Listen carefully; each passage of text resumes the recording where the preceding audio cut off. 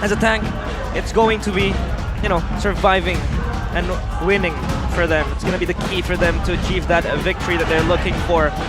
And it's going to be a spicy one as well, the Royal Derby. All right, we'll have to see, man. The stats so far, it's still very, very even. I mean, even the early to mid-game potential is even. Late game, though, ONIC does have a bit of an edge, but RRQ has insane single target damage, right? With the CC and the carry, if they target the same person, ONIC might be forced to burn some ultimates early. Yep. That could be what they're banking on. En route to the Royal Derby, we march. Which Empire will be taken down first? The Kings of Kings against the Sky Kings. Hoisting the crown will be either two today. It's RRQ against ONIC.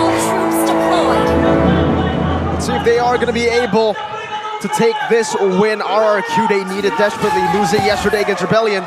Meanwhile, for ONIC, with a new lineup, looking to try to shut that gold lane down. Already in the early game, you can see the clear difference. The Baksha definitely have an edge. So Irad, we'll see if he can outmaneuver and maybe go for an early play onto the jungle of Kairi. That's how they're going to try and get a lead here for sure. Because with the Baksha-Angela combo, the early game can be quite difficult to deal with, but only if it's a skirmish. In a full 5v5, there's a chance that ONIC can play this out.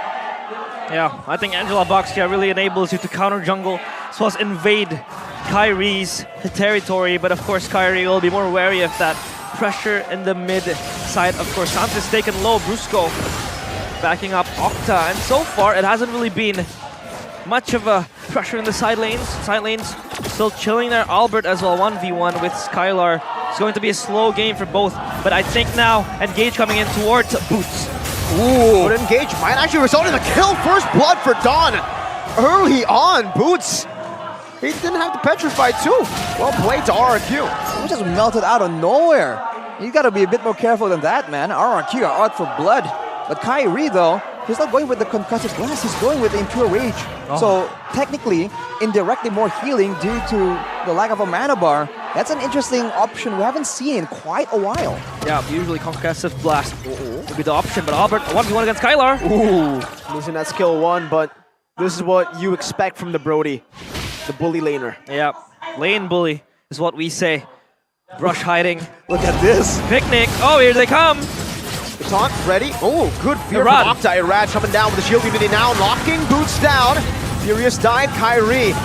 Now going to be traded down, and Praise Strat connecting only to Irad. The Tortoise Poisson's anti-regen will mean that he won't be able to sustain that much.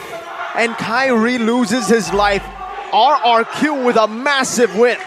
Massive kill as well towards Kairi and unenabling that XP lane. It's going to be very hard for them, especially with Irad just rolling towards the backup. It's very, very quick rotation coming in from RRQ. Well, RRQ, though, they were low on the HP bar, so now the turtle is still anyone's to take. And ONIC and RRQ both respectively just starts going for the buff and clearing. Irad even pathing to the bottom side of the map. He's trying to use advantage of that shield unity movement speed, try and get in the fight. You gotta keep in mind that for RRQ, they have Brusco on the Angela, so more macro options if they are trying to get more creative with it. You can see that they're just trying to wait for information, and they're looking for the right moment to try and go and force ONIC into a fight here. Yeah, forcing ONIC into an unfavorable position. Dawn has been also very active. Irad now rolls and rolls. A turtle up in the plates for both teams. Irad flanking from behind, he jumps in.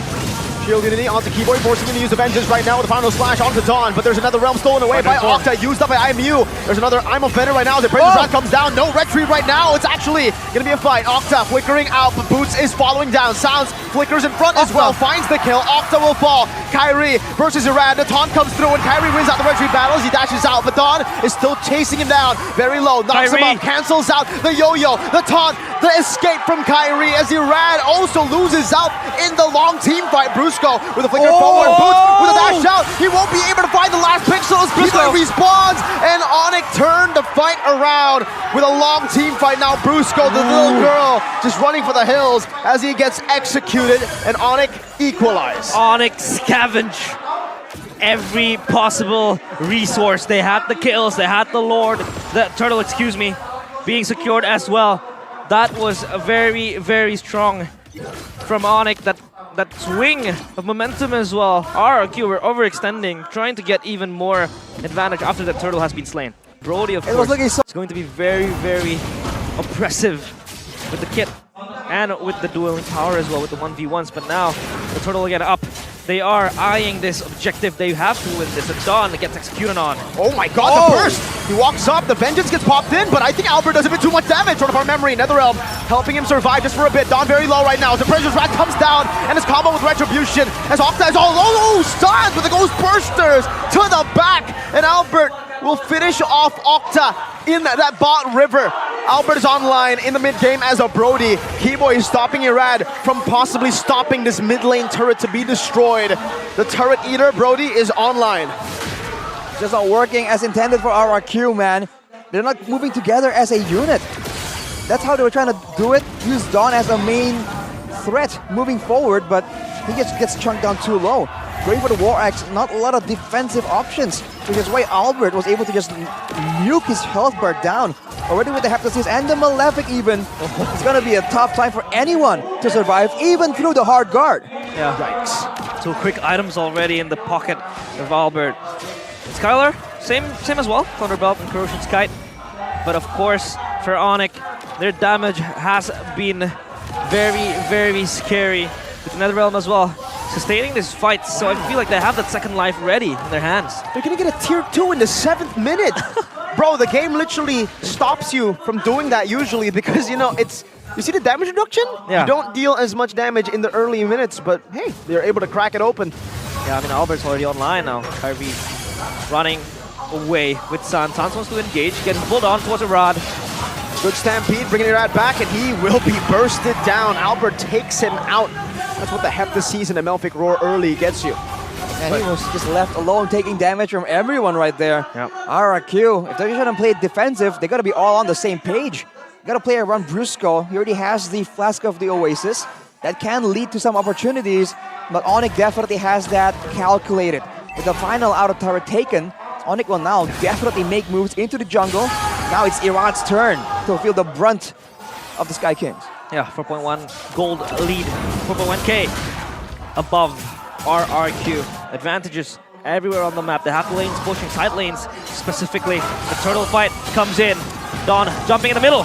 Yeah, into the Stampede, into the final slash. Another realm from Octa gives them enough sustain, but there's another realm from Sans as well. Kyrie dashes out of the nether realm. Razor's Wrath connects onto Irad, but there's going to be an anti-regen placed down already. Torn apart memory takes Irad down. Dawn, no vengeance, no hard guard this time around.